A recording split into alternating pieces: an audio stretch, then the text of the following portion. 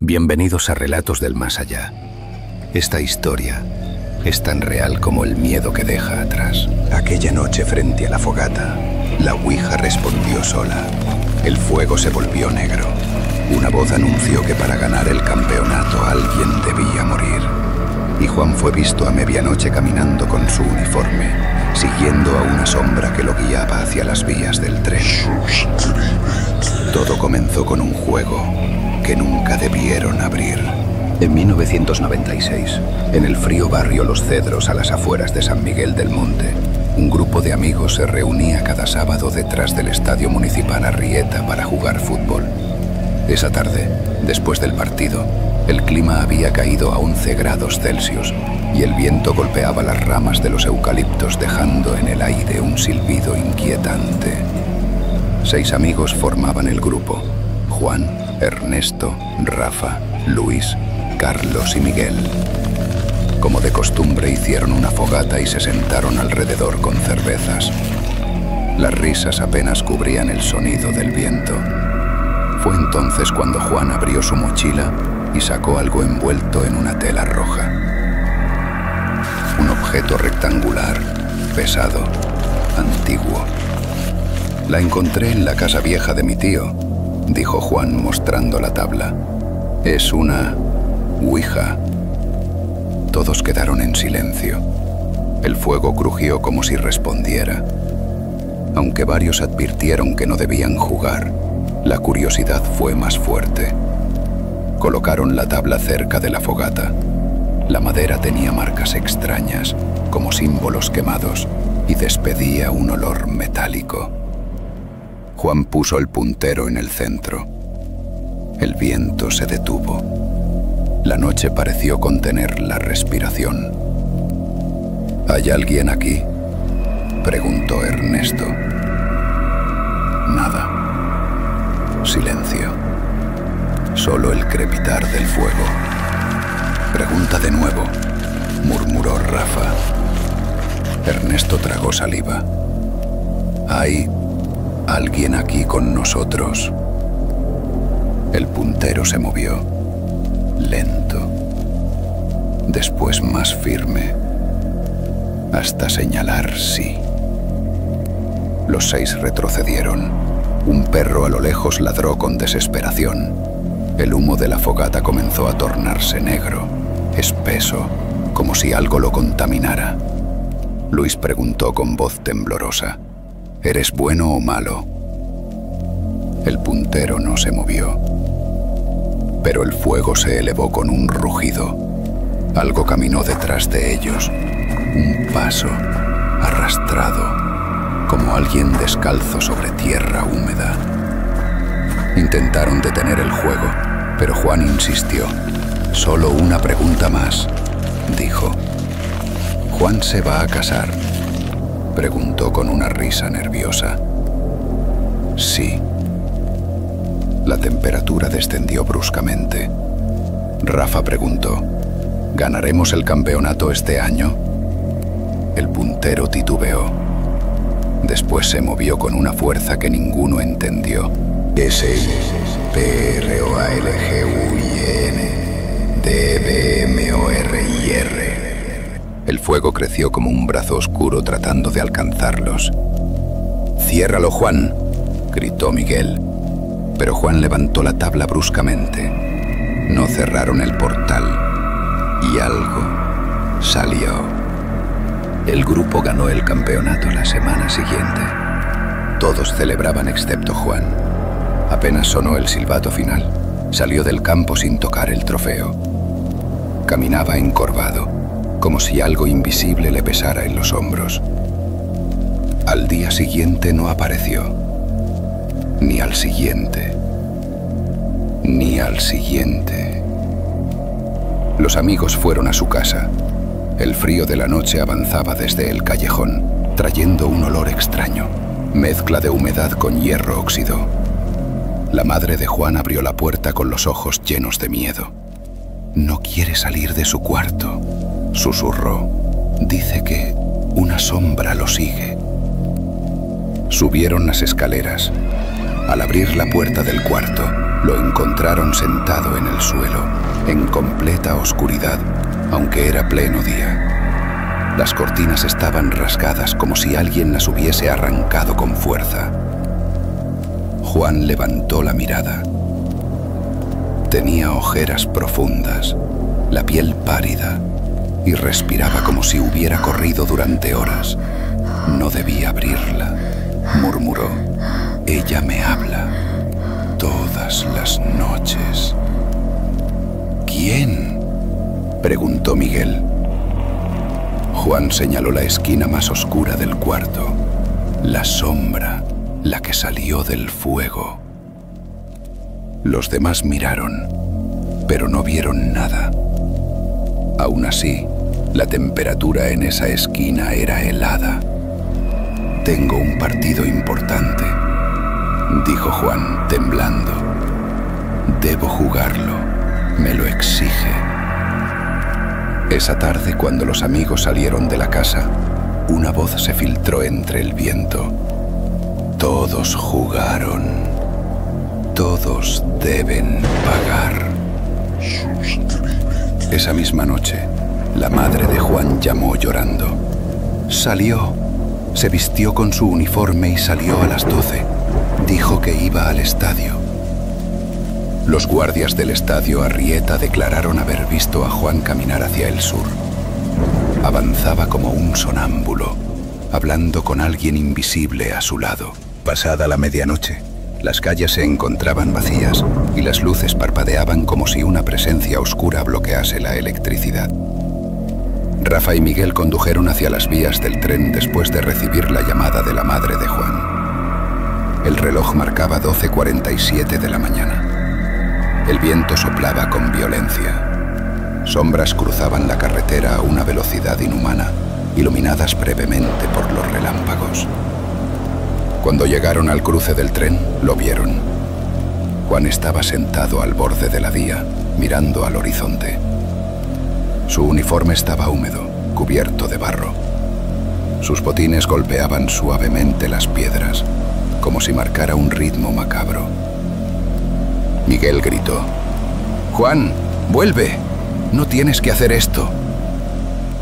Juan no reaccionó. Sus labios se movían apenas. «El partido empieza ahora», murmuró. Rafa vio algo detrás de él.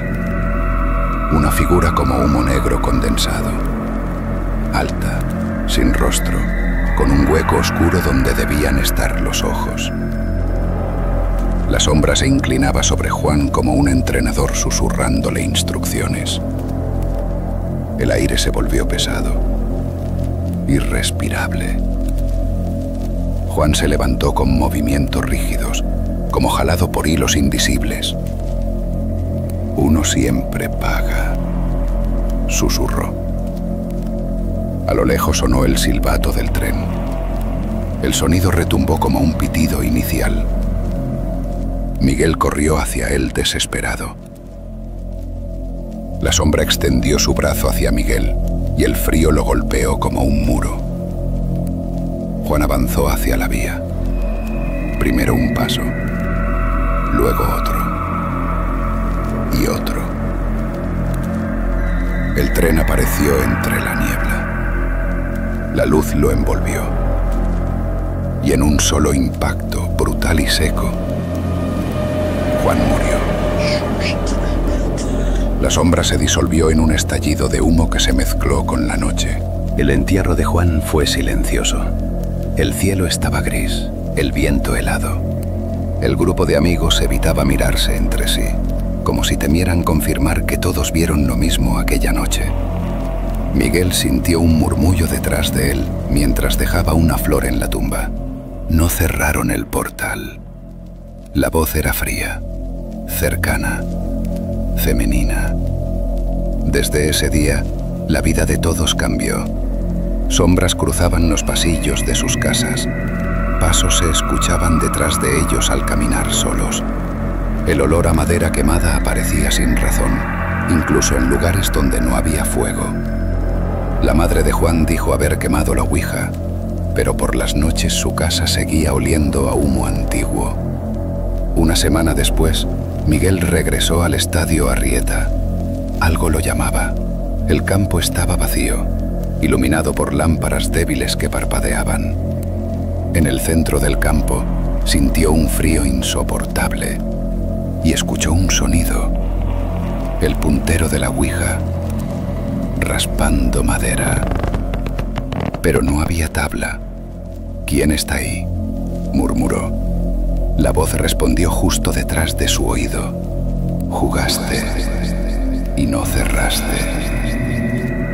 Las luces del estadio se encendieron de golpe.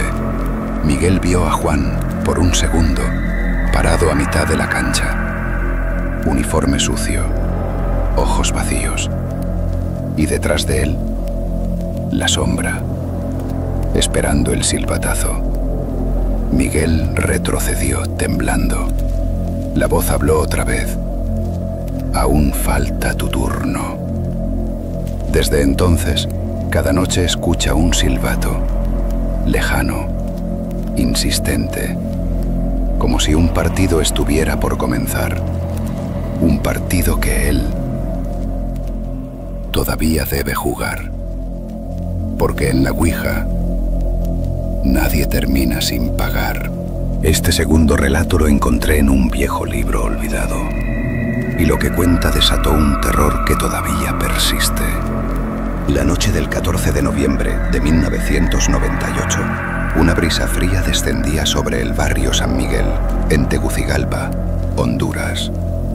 Las calles empedradas estaban vacías y los postes de luz fallaban como siempre, parpadeando con un zumbido débil. En una casa antigua de una sola planta, construida en 1964, 4 jóvenes se reunían sin imaginar lo que ocurriría minutos después. La vivienda pertenecía a Marcos Alvarenga, de 22 años, estudiante de administración. Sus padres estaban de viaje en San Pedro Sula, así que él tenía la casa completamente libre. Desde hacía semanas se escuchaban ruidos extraños. Pasos lentos en el pasillo, golpes en la puerta del baño a medianoche y un olor húmedo que aparecía en la sala, siempre entre las 12:30 y la 1 de la mañana. Fue entonces cuando Cristian Duarte, de 24 años, llegó con una tabla ouija envuelta en una bolsa negra. La tabla había sido comprada en un puesto del mercado San Isidro por un hombre que juró haberla encontrado en una casa desalojada tras un incendio. Cristian lo tomó como un cuento, pero Karen Ramos, de 20 años, dijo que no le gustaba la energía que sentía apenas la vio. El cuarto integrante, Luis Hernán, de 23 años, trató de quitarle importancia. Era el más escéptico, quien repetía que las cosas raras solo son ruidos viejos de casas viejas, aunque días antes había admitido que escuchó que la puerta de la cocina se cerraba sola a las 12:47 de la mañana. A las 12:41 de la mañana, apagaron todas las luces menos una lámpara fluorescente colocada sobre la mesa redonda de madera. La habitación quedó sumergida en un azul pálido que hacía nítidas las sombras. Cristian encendió una grabadora de casete Sony regulada para captar sonidos bajos. La ouija quedó al centro, el vaso invertido actuando como planchet. Los 4 colocaron los dedos con una mezcla de nervios y vergüenza. Luis bromeó que si salía un fantasma, él lo invitaría a una cerveza. Pero su risa fue breve y dudosa. Fue entonces cuando Marcos notó algo. El aire se volvió más pesado, como si la sala se hubiera cerrado por completo. Karen tomó aire, sintiendo que algo los observaba desde el pasillo, y entonces, con voz baja, preguntó: ¿hay alguien aquí con nosotros? El vaso se movió, lento, innegable. Ninguno lo estaba empujando. El vaso se desplazó temblando hacia la palabra sí. Por un segundo todos guardaron silencio, esperando que alguien confesara que estaba moviendo la mano. Nadie lo hizo. Luis retiró los dedos por reflejo, pero Christian lo obligó a volverlos a colocar, insistiendo en que debían mantener el contacto. El segundo movimiento fue más violento. El vaso comenzó a trazar una frase: N-O-S-O-N-D-E-A-Q-U-I. Karen sintió un frío que le recorrió la espalda. La lámpara parpadeó 3 veces, exactamente iguales, como si alguien la hubiera apagado y encendido con un interruptor invisible.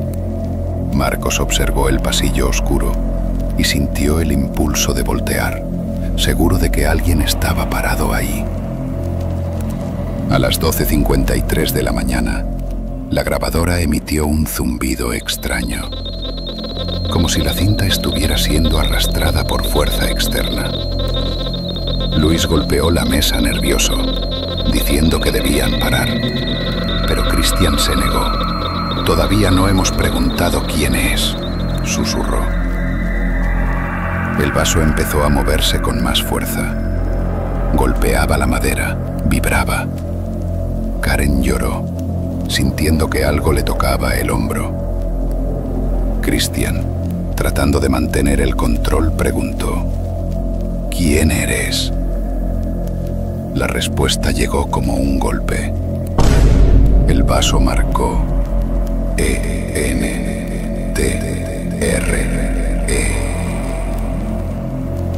Luego se deslizó solo, sin dedos encima, raspando la tabla con un chirrido seco. Luis retrocedió chocando con la silla.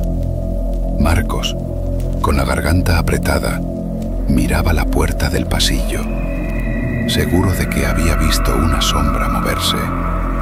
A las 12:58 de la mañana, el ambiente cambió de manera brutal. La temperatura bajó al punto en que podían ver su propio aliento flotando en el aire.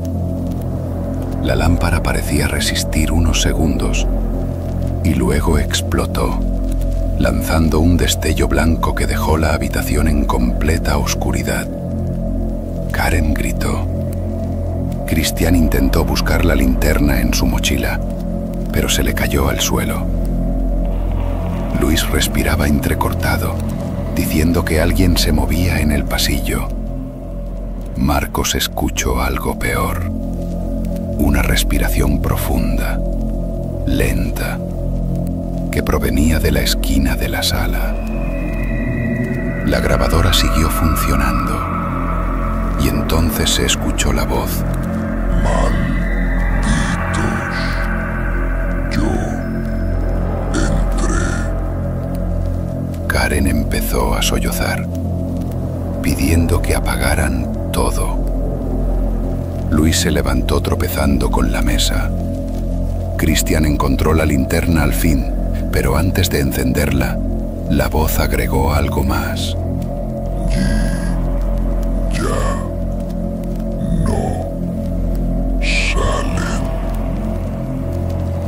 Cuando Christian logró encender la linterna, la dirigió hacia el pasillo.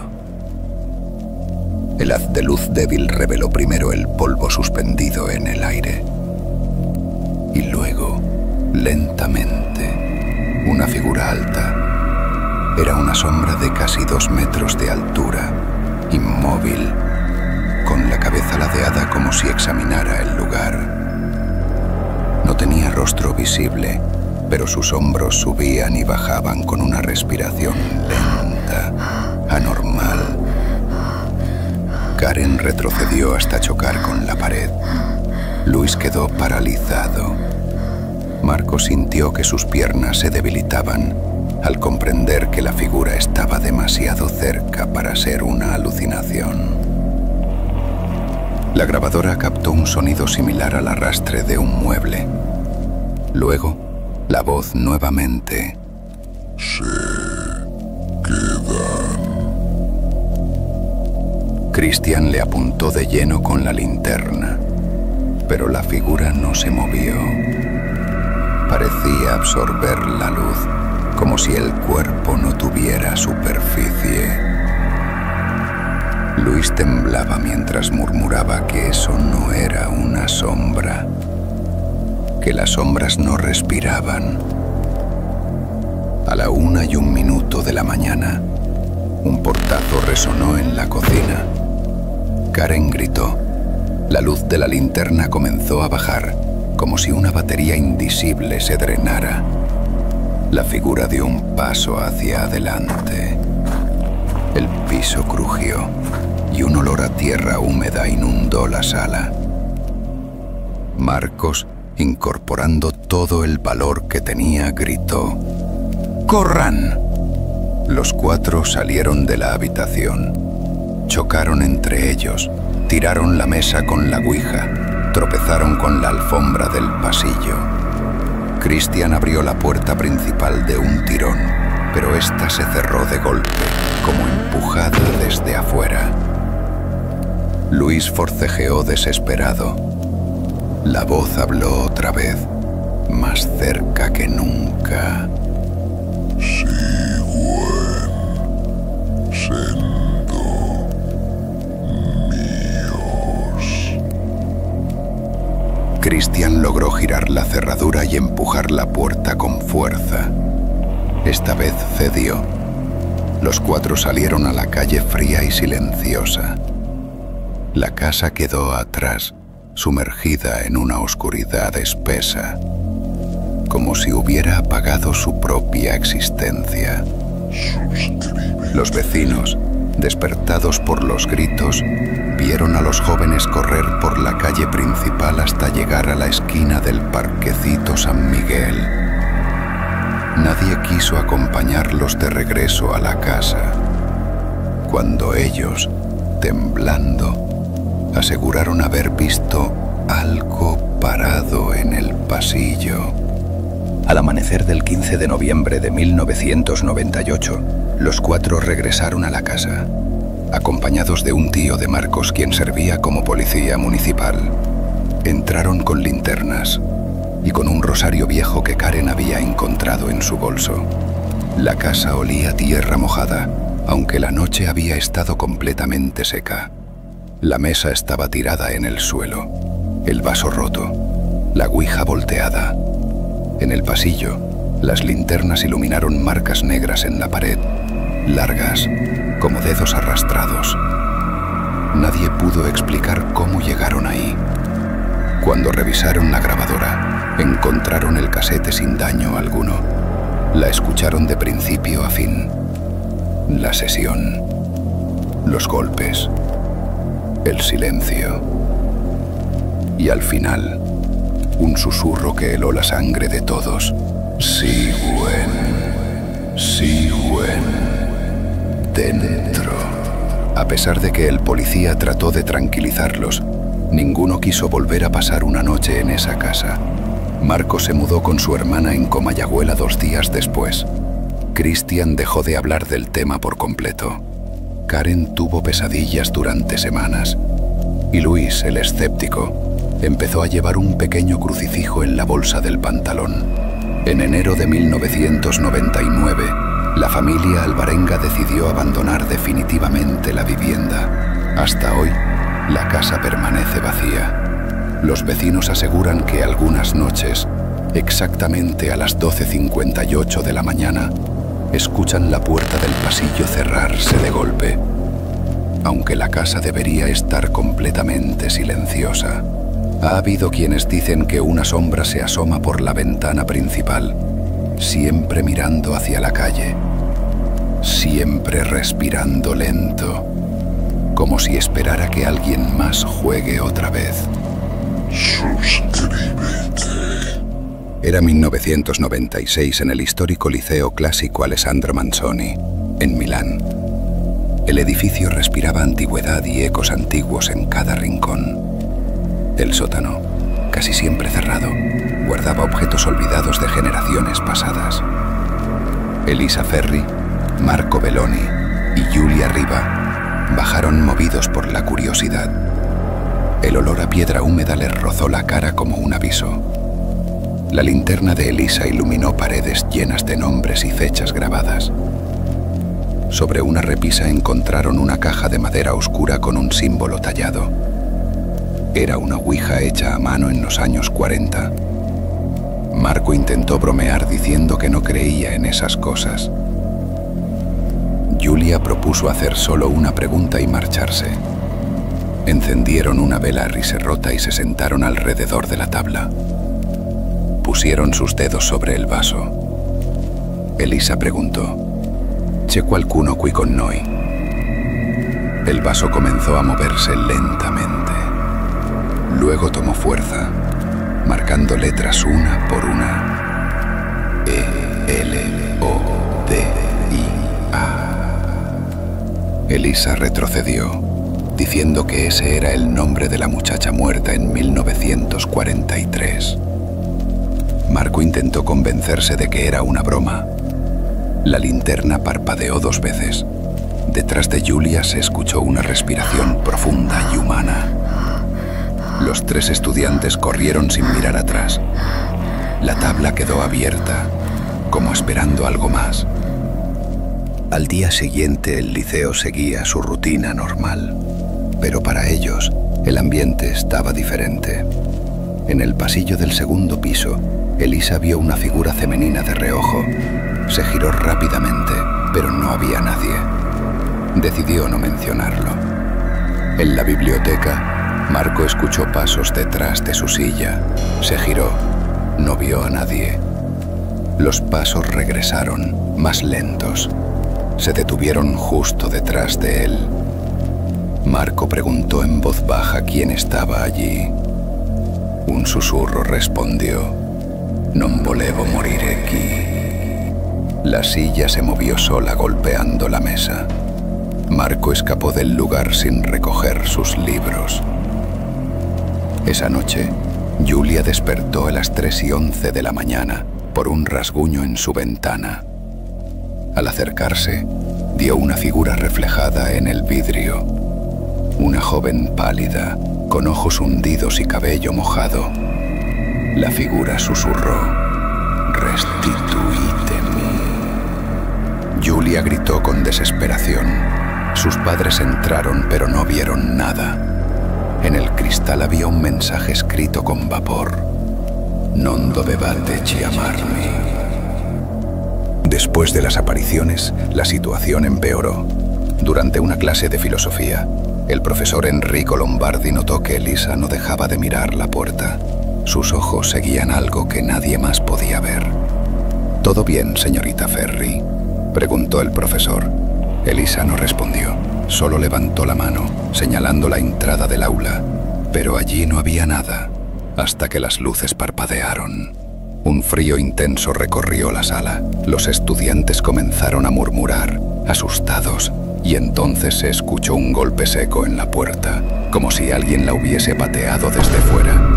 Marco se levantó de golpe. «No es posible, ella nos siguió», gritó. El profesor intentó calmarlo, pero antes de acercarse, el vidrio de una de las ventanas se empañó, formando lentamente una palabra: «Aprite, abran». Julia sintió un tirón en su cabello, como si una mano invisible la hubiese tomado por detrás. «¡Detente! ¡Detente, por favor!», gritaba. Elisa comenzó a convulsionar, como si algo la jalara hacia el suelo. Sus uñas raspaban el piso, dejando marcas. El profesor pidió ayuda, pero antes de que alguien pudiera reaccionar, todas las luces del aula se apagaron de golpe. Oscuridad total. Solo se escuchaba: «Restituítemi, restituítemi, restituítemi». Una voz femenina, cercana, fría, molesta. Cuando las luces volvieron, Elisa estaba desmayada y en su cuello había una marca, un dedo delgado, huesudo, como si alguien la hubiera sostenido con fuerza. Los 3 estudiantes fueron enviados al hospital de Niguarda. No presentaban heridas graves, pero sí un trastorno nervioso severo. Los médicos no lograban encontrar una explicación razonable. Elisa despertó primero. Apenas abrió los ojos, dijo: «Fue ella, Elena, la muchacha del sótano», susurró. Marco afirmó que cada vez que cerraba los ojos veía su sombra parada en la esquina de la habitación del hospital. Julia decía escuchar pasos alrededor de su cama durante la noche, pasos húmedos, como si alguien caminara descalzo. Días después, cuando la directora del liceo ordenó revisar el sótano, encontraron la tabla Ouija abierta y el vaso estaba roto en 3 partes, como si alguien lo hubiera aplastado con la mano. Pero lo más aterrador fue lo que hallaron detrás de una columna vieja, una fotografía de 1943. En ella aparecía Elena O'Donnell, la joven que murió durante el bombardeo. Y detrás de ella, en la foto, se veían 3 sombras borrosas, 3 siluetas pequeñas, de estatura juvenil. Los 3 estudiantes, como si ya hubieran estado allí, como si ella los hubiera marcado desde antes. Años después, los 3 jóvenes abandonaron Milán, pero todos coinciden en lo mismo. Cada invierno, a la misma hora en que jugaban la Ouija, escuchan una respiración detrás de ellos, lenta, húmeda, cercana, y una voz que nunca los deja dormir. Non dovevate chiamarmi. Suscríbete.